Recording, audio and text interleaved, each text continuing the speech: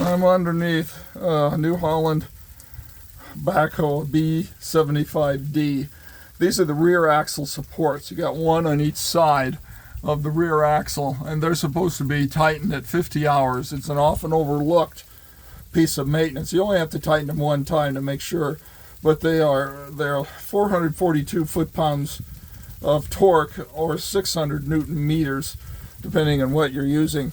I was able to use it 1 3/16 inch. I think it takes a metric. This was just a little bit loose, but it worked good. If you really want to put them tight and put them on a torque, you're going to have a, well, probably a 3 or 4 foot breaker bar, because I'm telling you, these things, they're really tight. I didn't find anything loose in mine.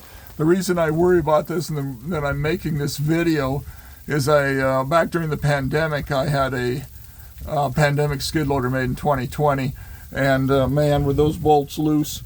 And the mechanic from the local New Holland dealership said they were getting machines that come in and they'd spend a half a day going through them trying to get the bolts tightened. Nevertheless, if you find one that's loose, make sure you get it tightened up right, because this could cause catastrophic failure or damage to your machine.